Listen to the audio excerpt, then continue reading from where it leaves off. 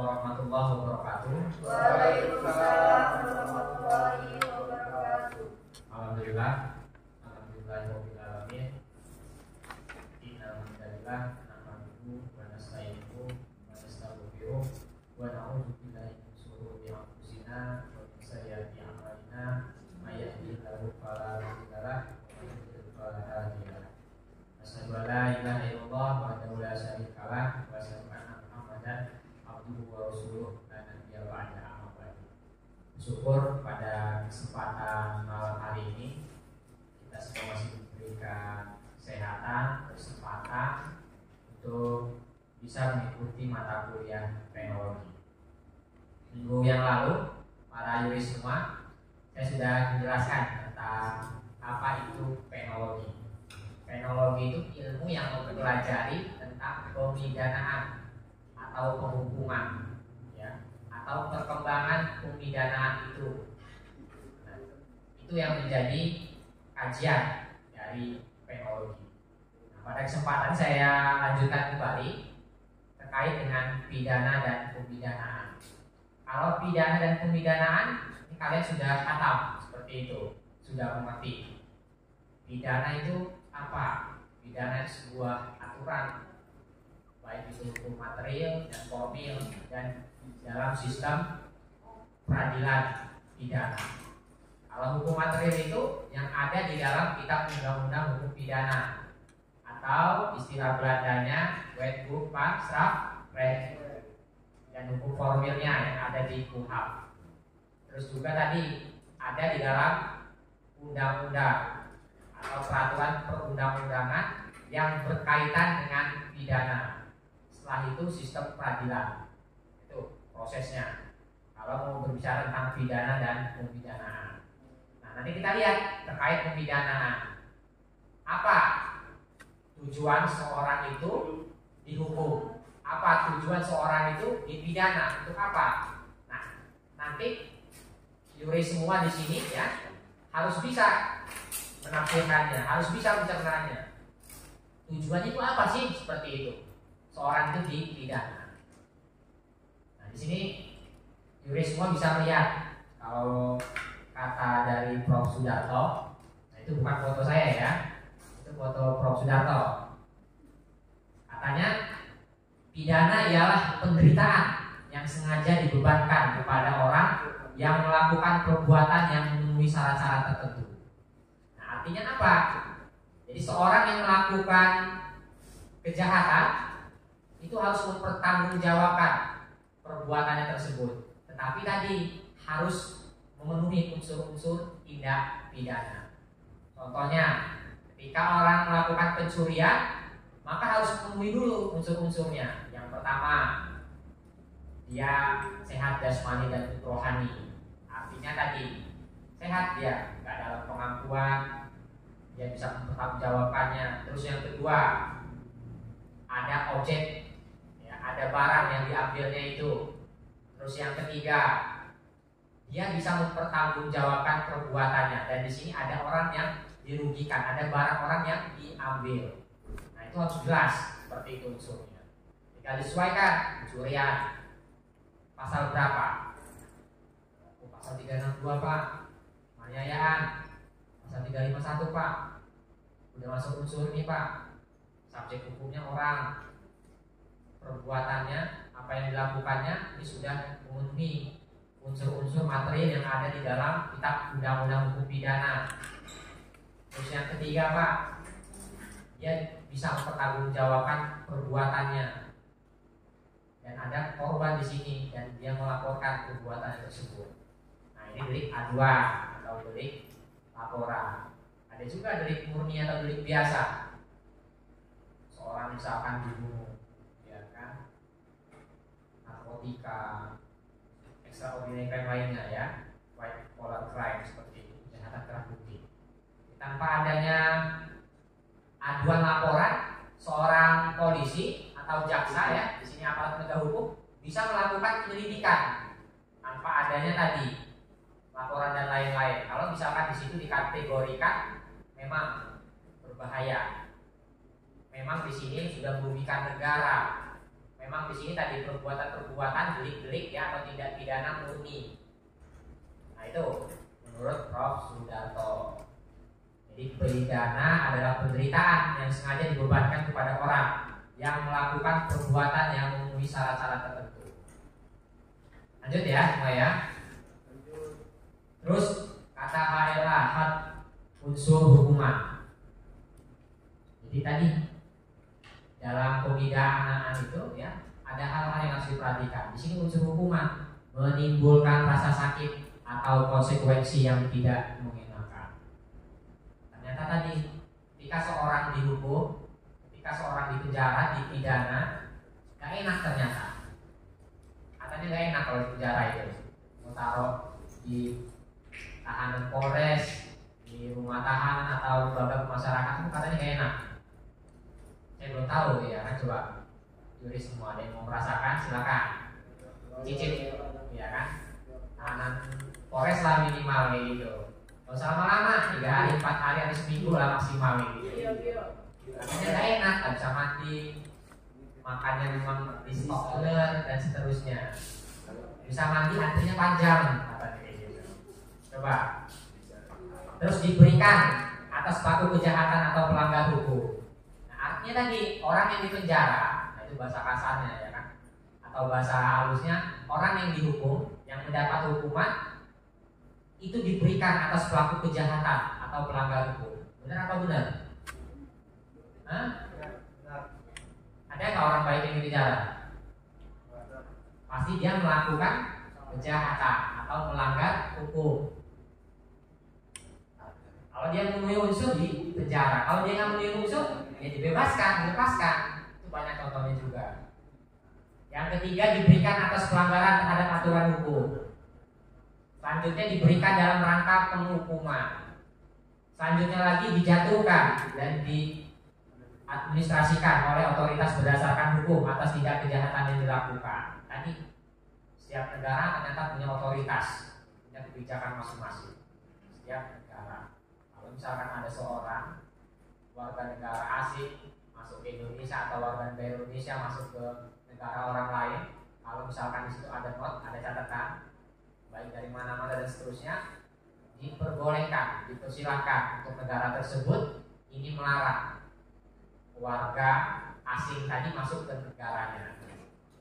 Nah itu punya otoritas seperti itu. Nah ini tadi unsur hukuman, harus ada hal-hal seperti ini. Jarang, mungkin nggak ada orang yang ditanya, Pak, Bu, enak di penjara, enak, makan gratis, tidur enak, nggak mikirin apa-apa. Jarang, mungkin nggak ada. Tersiksa dia di penjara itu, nggak enak. Kalau dia nggak kedot, nggak berot, lewat dia diposetin kepalanya mungkin dia kan, benci dia, istilah-istilah kasar seperti itu ya kan. Nah itu tadi unsur hukuman. Terus di sini tentang pemidanaan. Pemidanaan ya, atau istilahnya pemberian sanksi. Pemberian sanksi merupakan proses mendorong dan mencela untuk tujuan agar seseorang berorientasi atau menyesuaikan diri dengan suatu norma atau undang-undang yang berlaku. Jadi pemidanaan itu yaitu pemberian sanksi agar seorang itu tadi mengerti, agar seorang tadi itu tadi bisa mengetahui terkait norma dan penegakan hukum yang ada. Jadi kalau misalkan ada aturan, ada peraturan perundang-undangan yang kaitannya dengan pidana, ada orang yang di sini melanggar, ada orang di sini melakukan kejahatan. Kalau misalkan nggak ditegakkan aturan tersebut atau peraturan perundang-undangan tersebut, orang akan semau-mau, semena-mena. Nah, makanya tadi harus ada pemberian sanksi yang tegas. Orang melakukan kejahatan, orang melakukan pelanggaran, maka dia mendapatkan pemidanaan atau mendapatkan sanksi hukuman. Baik itu pidana, baik itu denda, baik itu administrasi dan lain-lain. Ngerti ya? Paham ya sampai sini ya? Oke. Lanjut lagi. Nah, kemarin minggu yang lalu memberikan teori tentang pemidanaan seperti itu. Ada teori absolut ya, atau teori retributif. Hukum pidana itu sebagai pembalasan. Ada juga sebagai teori integratif seperti itu. Jadi pelaku kejahatan yang melakukan kejahatan ya, pemidanaan itu sebagai tujuan. Ada teori digabungkan teori absolut ya, teori integratif dan seterusnya, digabungkan mendapatkan terobosan-terobosan hukum atau sebagai istilahnya hukum progresif. Makanya ada diversi, ada restoratif justice. Penegak hukum itu memiliki diskresi kebijakan-kebijakan sendiri. Nah, di sini ada dalam filsafat pemidanaan berkaitan dengan alasan benar tentang perlunya sanksi pidana. Tadi seorang ditetapkan menjadi tersangka itu gak sembarangan, harus memenuhi unsur terlebih dahulu. Pertama di penyelidikan dari anggota kepolisian atau dari jaksa penuntut umum, mendapatkan informasi dan seterusnya.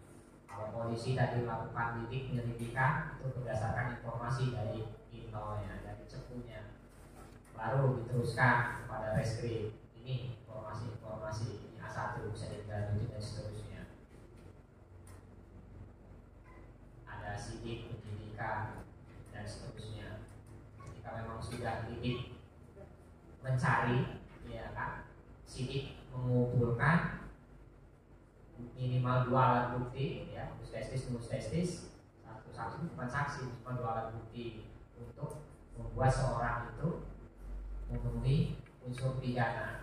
Ketika dia memenuhi alat bukti, 2 alat bukti minimal, seorang itu bisa ditetapkan menjadi tersangka oleh penyidik di sini, polisian ataupun jaksa. Ketika sudah memenuhi semua unsur-unsurnya, ditetapkan menjadi tersangka, bisa dilimpahkan kepada jaksa penuntut umum. Nanti dilihat, diteliti dan seterusnya. Sudah cukup ya, sudah memenuhi unsur-unsur atau belum. Kalau misalkan belum memenuhi unsur-unsur dan seterusnya, menurut jaksa penuntut umum masih ragu, masih kurang, boleh jaksa penuntut umum memberikan petunjuk kepada kepolisian, kepada penyidik, untuk penyidik menambahkan barang bukti, mencari alat bukti, mencari keterangan dan seterusnya. Nah, ketika sudah lengkap lagi dilimpahkan kepada pengadilan. Dari tahap dakwaan, ya kan, terus pembuktian,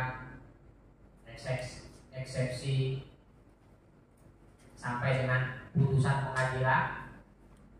Nanti dilihat berdasarkan kesimpulan hakim, keyakinan hakim dan seterusnya, dia bersalah atau tidak, dia tadi bisa ditetapkan menjadi seorang terpidana atau tidak dan seterusnya. Ketika dia memang hakim yakin memenuhi unsur dan seterusnya berdasarkan keterangan-keterangan saksi yang dihadirkan dalam persidangan, dia akan memutuskan putusan yang inkrah atau putusan yang tetap. Tapi tadi ketika dia memenuhi unsur, hakim gak yakin dan seterusnya, maka bisa dibebaskan seperti itu. Nah, tadi ketika seorang sudah diputuskan menjadi terpidana, menjalani dia baik di rutan atau di lembaga pemasyarakatan. Berkaitan juga dengan ukuran keadilan apabila terjadi pelanggaran hukum pidana. Nah, tadi ya, baik dia kejahatan mendapatkan sanksi, terus juga baik dengan pelanggaran mendapatkan denda atau hukuman dan seterusnya. Nah, ini tadi seorang yuris ya harus mengerti, harus paham terkait dengan pemidanaan, terkait dengan pidana, terkait dengan penologi. Ingat, dalam rumpun hukum pidana ya dibuat menjadi 4 kajian. Yang pertama tentang hukum pidana itu sendiri, terus yang kedua terkait dengan kriminologi, yang ketiga terkait dengan viktimologi, yang terakhir dengan penologi. Hukum pidana terkait seorang ini salah atau tidak berdasarkan hukum material. Hukum material itu yang ada di KUHP sesingkat, yang ada di undang-undang atau dalam peraturan perundang-undangan yang kaitannya dengan pidana, hukum pidana.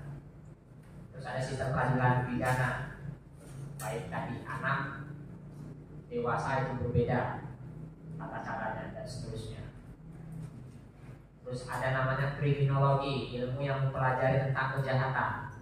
Kalian identifikasi sendiri, kalian amati sendiri.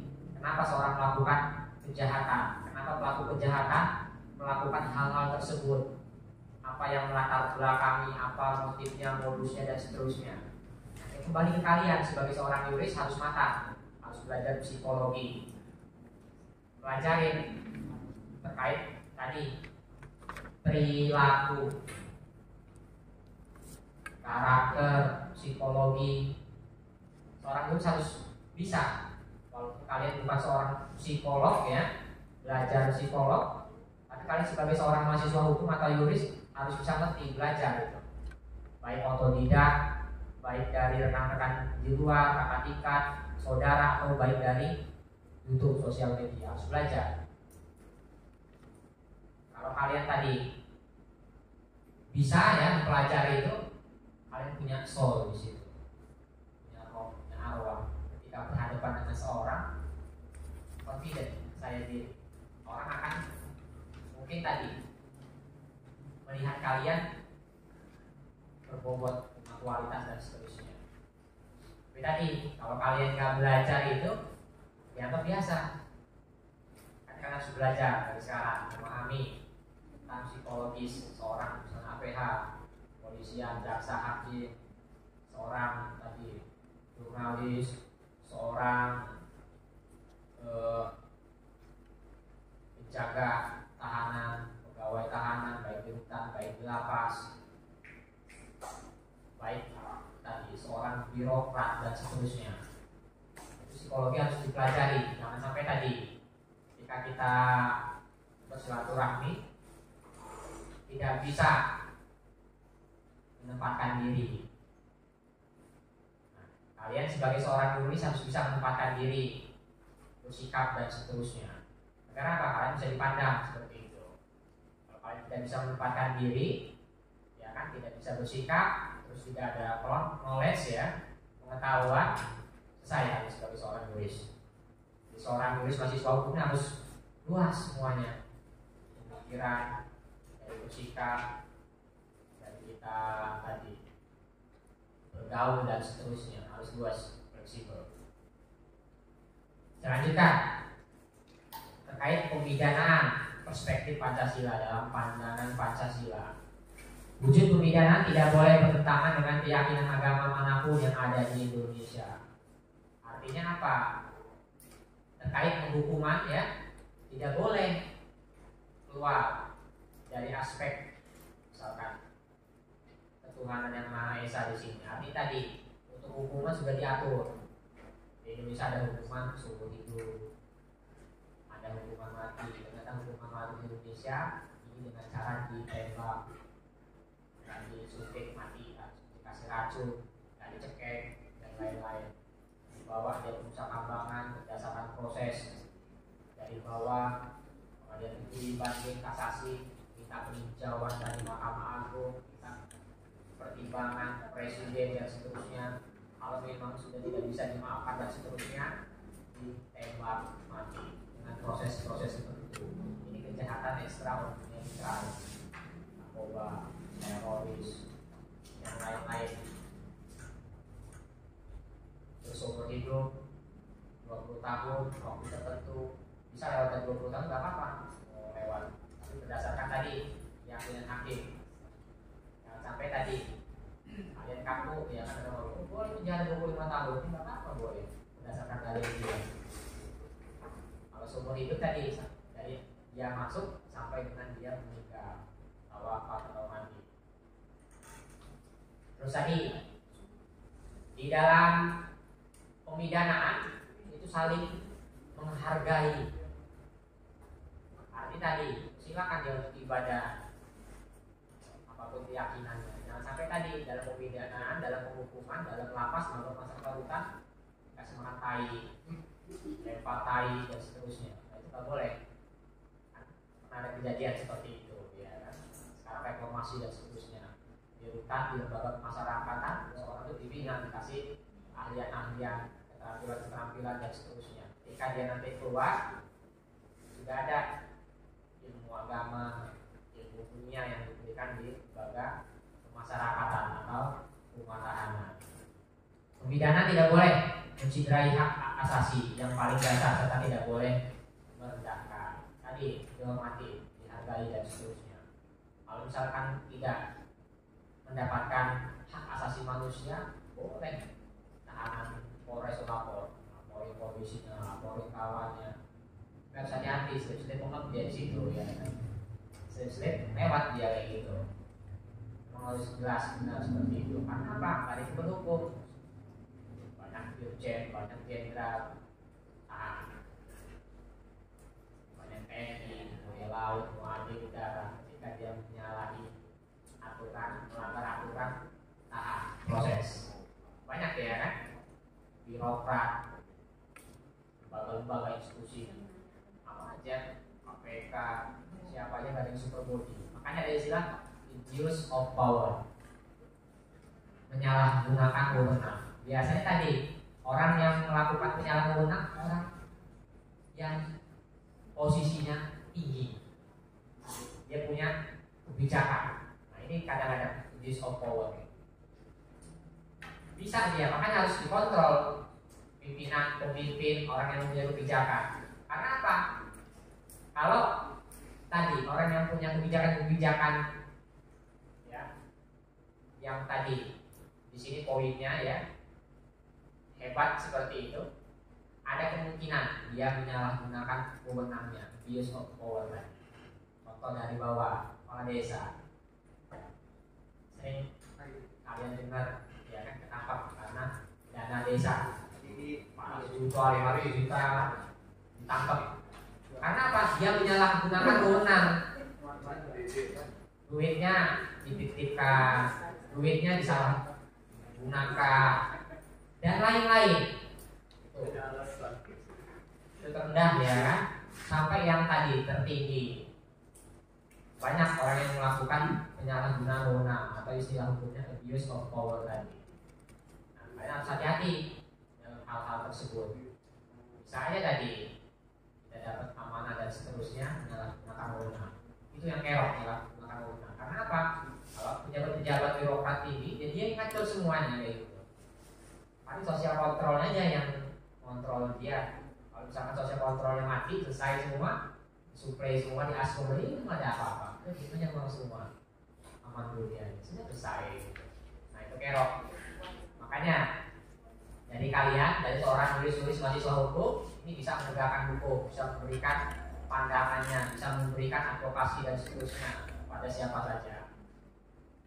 Selanjutnya, pembidana diarahkan untuk menanamkan kecintaan kepada bangsa, bertujuan menghormati serta menaati hukum yang merupakan wujud keputusan wakil rakyat. Pemerintah dan rakyat bertanggung jawab untuk membebaskan orang yang dipidana dari kenyataan sosial yang membeliknya hingga menyebabkan dia jadi penjahat. Artinya tadi kriminologi. Seorang pelaku kejahatan tuh kalian harus tahu motif dan modusnya kenapa. Contohnya, kalau takbiran kemarin, Sujahan mati ada di Sidang Sari dan Murni. Kalau di Sidang Sari ini infonya ya atau isunya, korban ini yang dahulu nantangin, itu isunya ya, ada videonya. Pak Musim, Pak Aga Sebungu dan seterusnya ngaku-ngaku kayak gitu. Akhirnya tadi saudaranya kepancing lah, ya kan? Kamu gak datang ke sini, saya datangin rumah kamu. Nah, tambah pening, dia nambah takut mungkin saudaranya kalau kayak gitu. Akhirnya ketemuan, malah dia yang berangkat duluan, yang sang pencipta. Nah itu harus kalian pelajari juga, ada motif-motif, ada modus seperti itu. Nah itu yang disebut dengan kriminologi, yang pelajari tentang kejahatan. Apa modus-motifnya? Kan kalau nggak diungkap nggak ketahuan gitu ya kan? Dikira tadi yang pelaku ini tadi tadi ternyata tadi karena ancaman dan seterusnya. Aturan dia dihukum mati, aturan dia dihukum 20 tahun nggak jadi kan? 15 tahun aja, 10 tahun aja kata hakim ya. Berdasarkan keterangan tadi yang meringankan dia. Cat yang memberatkan ada yang edecat memperingatkan. Ada orang ngaku saya diperkosa Pak, saya dihamili Pak, dan seterusnya dan seterusnya. Sering kejadian juga teknologi. Dia melakukannya jadi korban ya. Bisa seperti itu. Kemudian gimana kalau misalkan seorang itu difitnah? Dengan melakukan ya seorang korban tersebut ya di sini melaporkan tadi dengan isu reperto. Orang yang merasa dirugikan tadi laporan balik dulu, coba periksa dulu. Nanti kan bisa dicek orang ini suka sama suka ya kan, atau tadi dalam keadaan paksaan dan seterusnya. Canggih sekarang gitu. Bisa dilaporkan balik seorang tersebut yang memfitnah bahwa dia melakukan persetubuhan dan lain-lain. Sekarang gampang ungkap tentang kejahatan dan lain-lain. Ada di Lampung Tengah. Kalau dalam berita itu, jadi seorang ini korban begal, mobilnya diambil dan seterusnya. Jadi buatlah cerita, jadi mau diambil mobilnya, dia pingsan dan seterusnya. Terus dia bohongin keluarganya itu dan lain-lain, rekam dan seterusnya dan seterusnya. Pas dilakukan hentikan lebih jauh, ternyata dia cecak pingsan, cecak mobilnya dirampas dan seterusnya. Udah sembunyi dia akhirnya. Nah, ini banyak kejadian modus-modus kayak gitu. Nah, harus hati-hati juga ya, jangan coba-coba. Bisa juga kalian introspeksi ya kan. Ini masuk nggak ya dalam unsur-unsur kejahatan tindakan saya ini? Bisa kalian sekali-sekali cek. Nggak apa-apa. Saya melakukan penganiayaan, kalau masuk nggak ya? Orang pipinya merah aja lecet, udah masuk di piring itu tidak pidana ringan.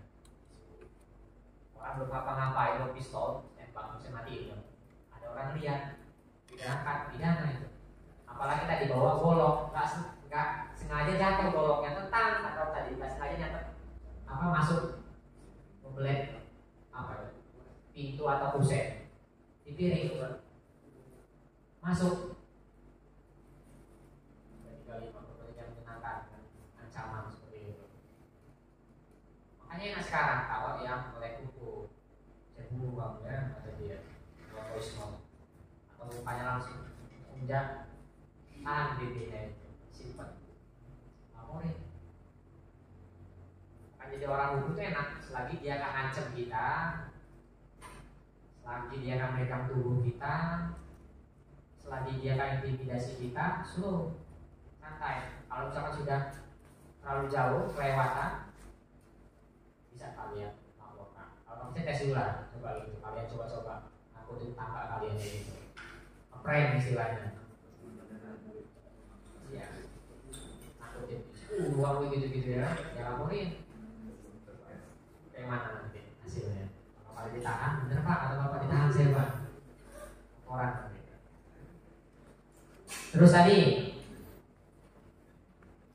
pemerintah dan rakyat bertanggung jawab untuk membebaskan orang yang dipidana dari kenyataan sosial dan membeliknya hingga menyebabkan dia jadi penjahat. Tadi kalau misalkan dia ngambil unsur, kalau dia berdasarkan tadi saksi-saksi dia memang melakukan hal tersebut ini karena faktor-faktor lain dan seterusnya, maka boleh seorang hakim di sini ya melepaskan seorang tersebut, atau dari tingkat bawah polisian memberikan diskresi kebijakan-kebijakan tersebut.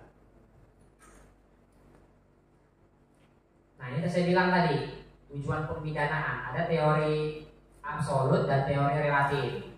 Nah, saya ralat ya, tadi saya ngomong integratif. Yang pertama itu ada teori absolut. Teori absolut atau teori retributif itu sebagai teori pembalasan. Seorang melakukan kejahatan harus diberikan pembalasan. Hukuman itu sebagai pembalasan bagi seorang yang melakukan kejahatan. Ada teori relatif. Teori relatif ini tadi pidana itu sebagai tujuan.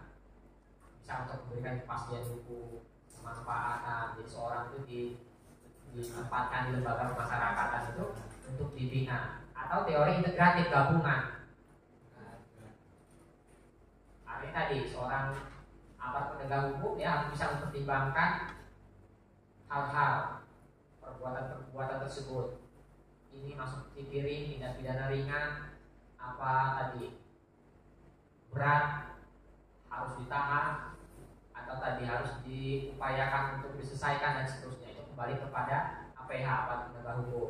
Nah, kalian sebagai yuris bisa seperti itu untuk melakukan upaya-upaya pendampingan atau advokasi kepada seorang pelaku atau korban, ya kan, untuk mendamaikan.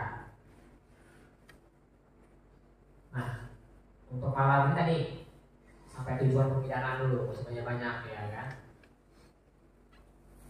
Jadi minggu depan kita UTS, nanti PPT ini saya share lagi. Terus tadi untuk tugas, dan lama-lama langsung, ya kan, kalian melakukan penelitian, setelah itu buat video rekaman apa hasil-hasilnya. Kan gampang, misalkan yang diminta di lapas ada tentang penghukuman, tanyakan dulu terkait rutan dan lapas, terus tanyakan lagi bagaimana penghukuman pemidanaan saat ini, apakah sudah sesuai apa belum, dan seterusnya. Ada tidak Pak yang dihukum seumur hidup di sini? Ada tidak Pak yang maksimal 20 tahun? Apakah di sini sudah menerapkan asas kemanusiaan Pak rutan di lapas? Atau di Polres nggak apa-apa?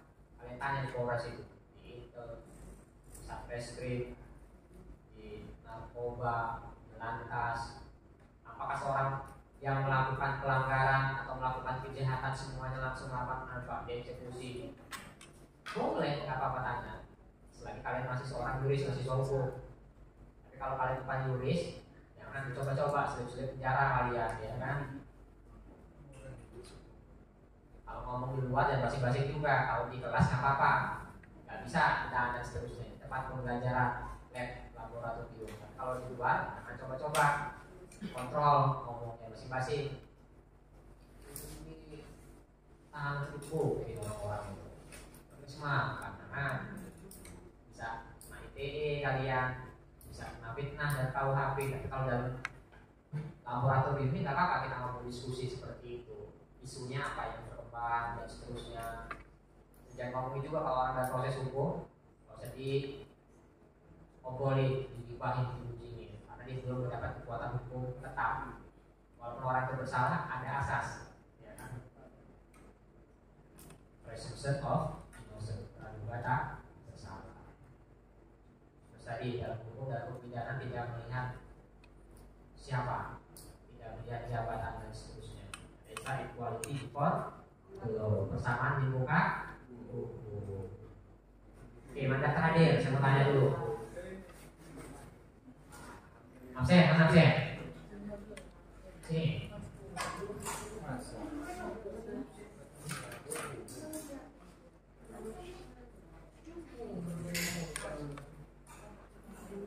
Yang di rutan siapa yang melakukan penelitian di rutan?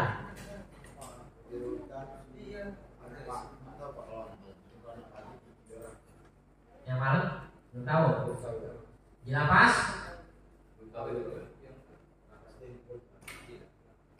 Oke. Yang hadir malam ini siapa-siapa aja yang sudah masukin izin penelitian? Mana? Ke Narkoba. Sudah masukin ya? Ada jawaban ya? Nunggu kehadiran kasatnya kalau mau wawancara. Wawancara dulu, bagus. Terus siapa lagi? Lantas, sudah. Nunggu biasa sama kepala Polres Jakarta. Masalah di lapas itu bulan. Dia kan enggak Oke, tuh di narkoba, lantas, terus mana lagi? Mana? Lantas juga, Pak. Lantas juga. Terus yang lain di belakang?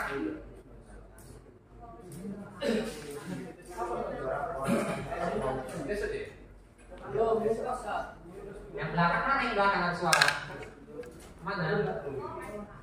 Ya bagian apa Polres sudah luas?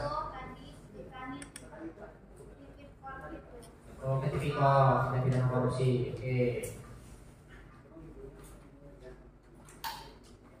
Oke ya, ada 18 orang nih ya. Ini tadi jangan lama-lama. Mumpung kalian sebagai seorang yuris mahasiswa hukum bebas untuk berdiskusi. untuk melakukan penelitian, untuk melakukan pengamatan dan seterusnya. Oke, saya kasih kesempatan. Ada yang mau ditanyakan nggak terkait pidana atau pemidanaan bebas, atau yang kedua terkait dengan penelitian kalian terkait mata kuliah teknologi? Silakan. Mungkin ada yang belum ngerti.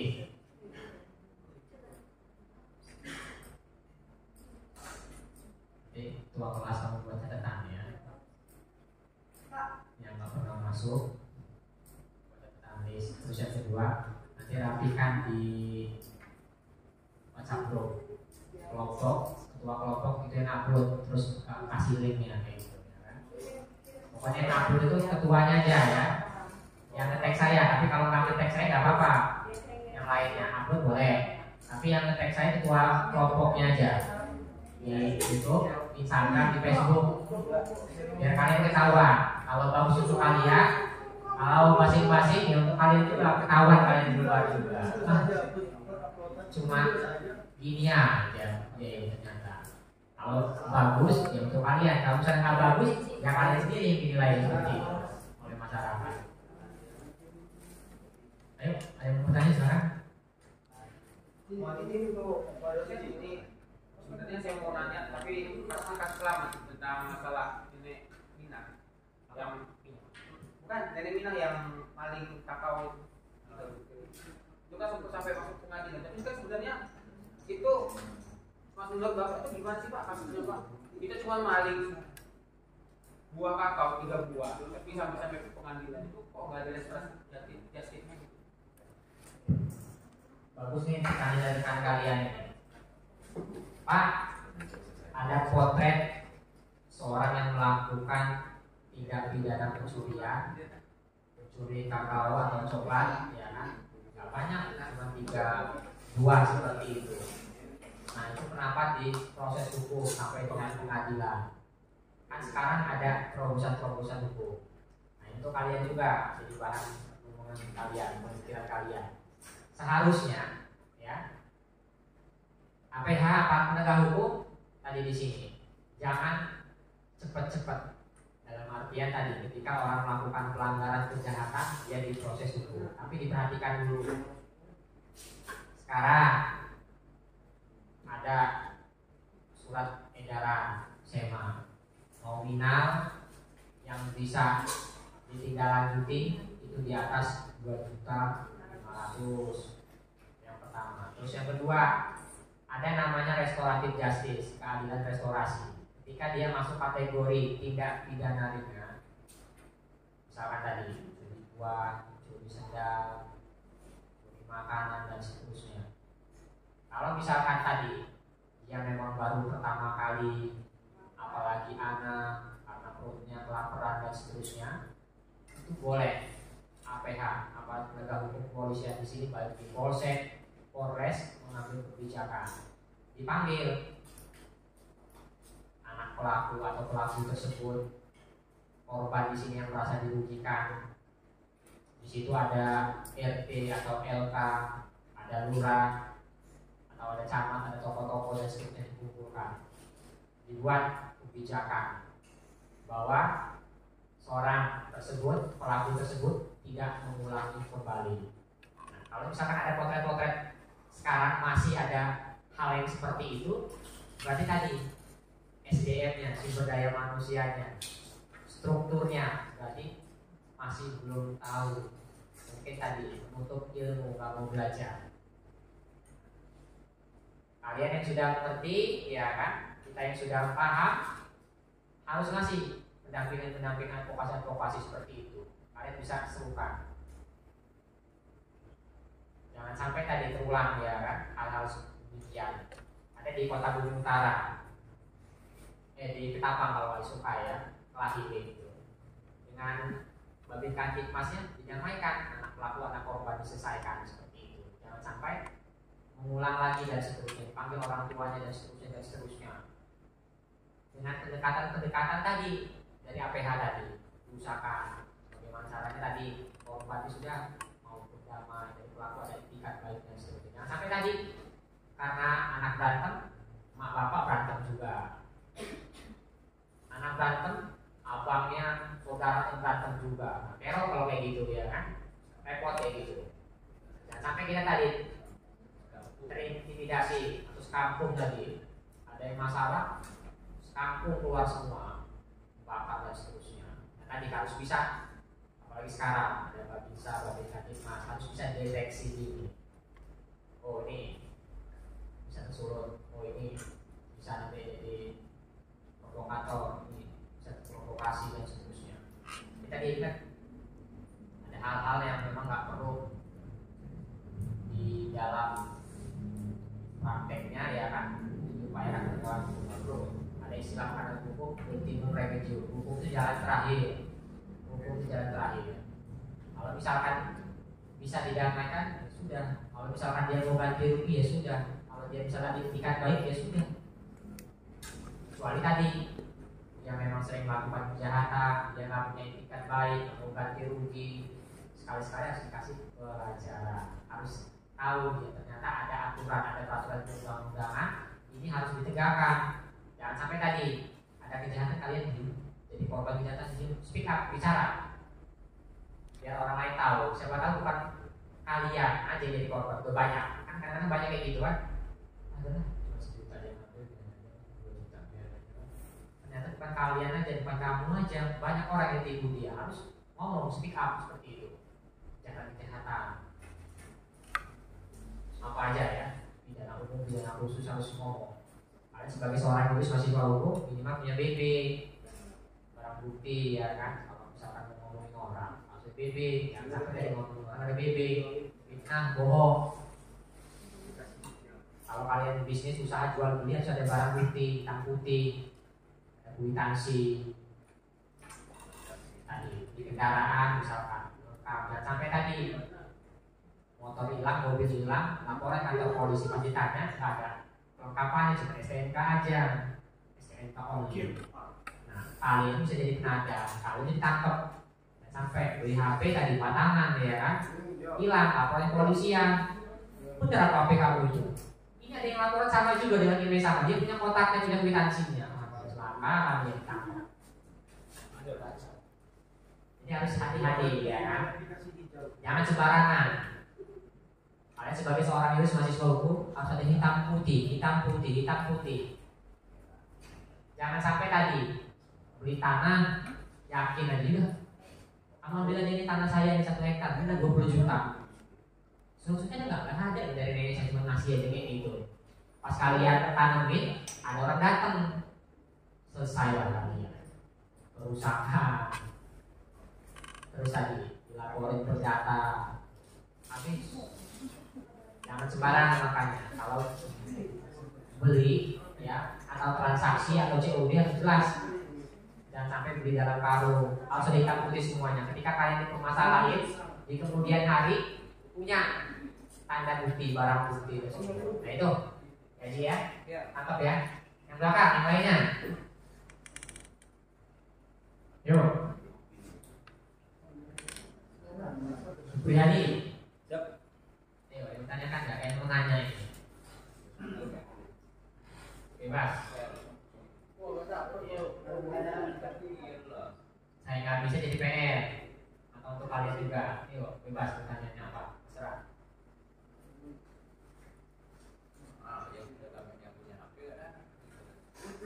Gio, tanya Gio. Hah? Cukup. Mana jaket kamu Gio? Pakai. Pakai sendal, sepatu enggak? Ya. Hujan tadi Pak, jadi paksa. Ya pakai dulu. Kalau udah selesai baru pas. Saya sih dari jalan. Saya jantung enggak malu. Nah, lagi Ci, boleh. Ini kan masih berkaitan sama yang kasus nenek Mina itu kan berarti kasusnya termasuk dalam pikirin. Dalam pikirin itu kan kalau yang berkaitan dengan permasalahan kan tidak lebih dari nilai 2,5 juta. Nah untuk kasus-kasus ini ya kayak pencurian yang di bawah 2,5 juta itu apakah termasuk tindak pidana ringan atau pidana biasa? Tapi bukan 363 pakai kayak 62. Tapi barang yang dicuri itu yang diberikan itu sudah 2,5 juta. Nah lalu untuk proses penghukumannya itu apakah diterapkan pikirin atau tidak? kan 3 bulan, maksimal 3 bulan atau denda 7.500 sesuai dengan KUHP. Oke, kan banyak potret hukum ya, misalkan kayak ini Mina udah lampau, ya kan banyak potret-potret yang sudah lama. Nah sekarang kalian tekenin aja untuk sekarang nggak bisa bahing-bahing dalam proses hukum, dalam penegakan hukum itu harus jelas. Kalau misalkan pipirik, dia tetap di proses hukum dan seterusnya dengan sederhana seperti itu, hukuman dan seterusnya. Nah, dikembalikan kepada APH aparat penegak hukum di sini untuk melihat hal-hal tersebut. Terus juga tadi ingat ada kearifan lokal, ya, kearifan lokal di sini tadi diusahakan menggunakan restoratif justice restorasi ya, dan sampai tadi orang bawa saja tangkapin semua, orang bawa pistol tangkapin semua. Kalau dia memang punya izin bawa senpi, kalau dia memang untuk aktivitas kerjaannya dia tukang jaga, tukang potong bawa pisau nggak apa-apa. Kalau pas ada adat acara nggak apa-apa, boleh itu nggak ada masalah. Karena ngomong baru ini hukumannya 1 tahun. Coba tes kalian jalan lah pas ada razia bawa pisau, tas kalian tangkap, kalau ketangkap bagus ya, oke. Pas ditangkap bener pak, ditangkap pak, kata Prof Bram, jalan-jalan tes lah lagi. Itu ada hitungannya nggak? Kalian ketangkap pak jelas bawa pisau, bawa senpi, ditahan dulu. Kalau disuruh Pak Pram tes itu Nggak boleh gitu, tangkap juga nanti saya. Itu kan pelajaran ya, kan hitungan seperti itu. Jadi jangan sembarangan ya. Jadi bawa-bawa hal tersebut. Karena apa? Namanya aparat penegak hukum kamu tahu dia kamu sudah melakukan pelanggaran, sudah melanggar aturan KUHP dan undang-undang. Tapi kembali juga ke aparat penegak hukum, jangan sampai tadi hal-hal tersebut ini membuat seorang merasa dirugikan. Ya, orang bagus baik, setahun di penjara, iya setahun sampai 10 tahun. Ya, jadi tadi bohong juga kata orang, kan sebentar setengah tahun di penjara, gak enak katanya gitu. Bisa gitu. Oke, ya, jadi nggak usah kaku. Ya, Pak, kalau dia misalkan nggak 2.500.000, Pak, kalau misalkan dia tadi nggak berat dipiring, itu tetap semuanya diproses, tapi dengan upaya-upaya pendekatan lain. Ada yang langsung selesai, ada yang proses hukum, ada yang dengan diversi, penetapan pengadilan dan seterusnya. Supaya contohnya seperti itu. Berarti tidak lagi unsur-unsurnya Pak. Kalau Iya. dia merepet-merepet ke 363 pada malam hari atau masuk terus makan sudah masuk 363. Bisa.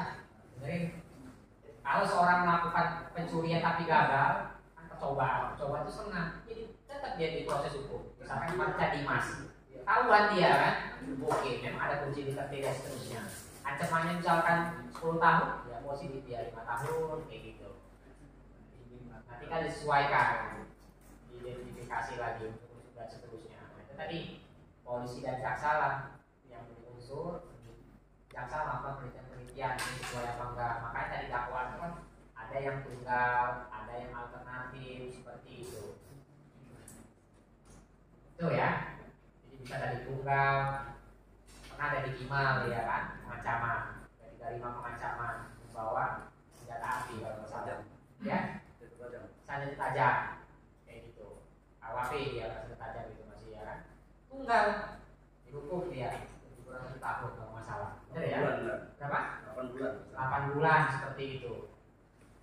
Karena apa? Dia mengancam kayak gini, dia ngeluarin dia kan, udah kena kayak gitu.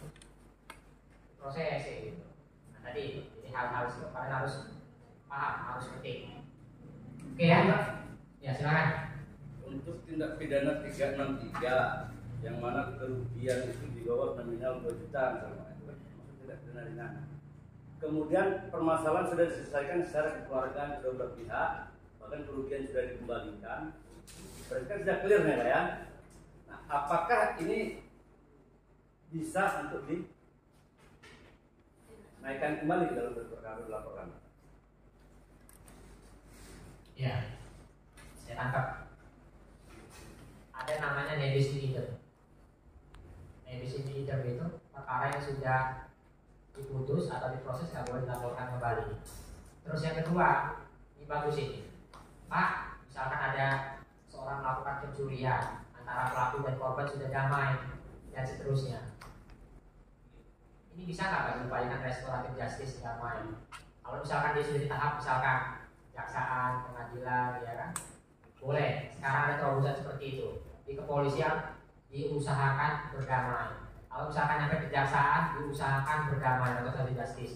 Di pengadilan diupayakan juga suruh damai. Kalau sudah damai, ya udah selesai dia. Seperti itu. Bebas atau tadi mungkin ada pengurangan hukuman yang drastis seperti itu, percobaan misalkan. Boleh. Kalian bisa cek praktiknya. Kalian lihat potretnya. Kalian tanyakan. Tapi satu contoh perkara kemarin Pak yang sempat viral ya bahwa AWPI lah ya kan mengambil sampelnya itu kan sudah selesai nih permasalahan awal kan dari itu. Nah tiba-tiba karena ada suatu permasalahan lain ini dilaporkan kembali padahal barang ini kan sudah dikembalikan. Yang mana itu? Yang 363 jam Ya. itu kan sudah selesai kan permasalahan awalnya kan Pak. Kemudian karena ada suatu permasalahan dilaporkan kembali ke aparat penegak hukum kan. Nah ini proses lagi ini tuh. Yang sebenarnya kalau kita berbicara ya namanya sudah selesai kan. Kalau ini sekarang kan itu. Oke, saya coba menjelaskan secara teori hukum ya. Jadi, ketika ada satu perkara, misalkan tadi pencurian sudah dilaporkan, ya, sudah diproses hukum. Kalau sudah diproses hukum tidak bisa lagi diproses ya, kan karena sudah menjalani hukuman. Syarat yang pertama. Yang kedua, kalau misalkan tadi perkara yang beda, dia lakukan pencurian, dia lakukan penganiayaan. Yang proses pencurian sedang proses selesai. Ada yang laporan lagi dengan dia penganiayaan, bisa masuk lagi seperti itu. Kalau perkaranya beda. Iya, kalau perkaranya beda. Kalau perkara yang sama nggak boleh diajukan 2 kali. Kalau misalkan dia belum putus, ya upayakan terus kepolisian, ya kan? Diusahakan restoratif justice. Kalau dia nggak bisa, ya kan pelaku dan korban di sini korban nggak mau berdamai, bisa naik ke jaksa penuntut umum. Didamaikan lagi, korban nggak mau damai, lanjutkan lagi pengadilan. Didamaikan lagi, korban nggak mau, proses hukum seperti itu. Tapi tadi, ya dengan catatan restoratif justice itu harus ada upaya dari APH mendamaikan antara polisi, ya di sini mendamaikan pelaku dan korban harus sama-sama mau. Kalau misalkan korbannya mau tetap lanjut, tapi tadi ada kriteria dan seterusnya. Oh ini masuk tindak pidana ringan, berat, ya dan seterusnya. Nah itu yang menjadi pertimbangan, ya itu yang menjadi pertimbangan. Jadi seorang aparat penegak hukum, ingat tindak pidana itu berlapis, bisa berlapis ya. Orang melakukan pencabulan, pembunuhan, penganiayaan. Pas dilaporin semua, bisa digabungin semua 4-4 atau dicari yang terberat hukumannya. Boleh, nggak apa-apa. Tapi sekarang saya bilang tadi, APH harus bisa berpikir progresif di situ. Artinya tadi, ketika antara pelaku korban sudah mau, ya udah selesai, nggak boleh ditindaklanjuti lagi. Tapi tadi harus korbannya mau ya. Tapi kalau korbannya nggak mau, nah itu yang repot berat. Ada kejadian, cobaan hukumannya, dihukum dan seterusnya. Nah itu, ya. Berarti walaupun sudah selesai secara kekeluargaan tidak dijembatani oleh aparat penegak hukum, itu masih bisa dinaikkan. Ya, contoh yang tadi kan sudah selesai nih secara kekeluargaan, Ya. tapi kan tidak dijembatani oleh aparat penegak hukum. Nah, bahkan kerugian sudah dikembalikan barangnya, sehingga barang bukti kan tidak kembali kepada pemilik kan gitu. Nah, Lanjut, makanya beritahu aparat penegak hukum, polisian, jaksa, hakim, Pak, kami antara pelaku dan korban sudah berdamai seperti itu, ya kan? Atau sesuai perjanjian. Tapi ingat ya, tindak pidana ringan. Kalau pembunuhan, pelaku korban sudah damai tetap berlanjut. Itu sebagai added charge yang meringankan untuk pelaku. Udah warga. Saya maafkan ini pelaku sudah membunuh keluarga saya gini, udah saya kamu dan lain-lainnya. Benar dihadirkan semua surat dan lain-lain. Nah itu bisa ringan, bisa 5 tahun, 7 tahun, 10 tahun seperti itu. Makanya tadi harus komunikasi dengan penyidiknya seperti apa dan seterusnya. Jadi ada hal pertimbangan itu masih banyak ya. Aparat penegak hukum yang mungkin belum tahu, makanya harus ada edukasi dan seterusnya. Oke ya, cukup ya. Nah itu dari saya terkait pidana dan pemidanaan. Semoga apa yang saya sampaikan bisa bermanfaat. Kurang saya minta maaf. Wassalamualaikum warahmatullahi wabarakatuh.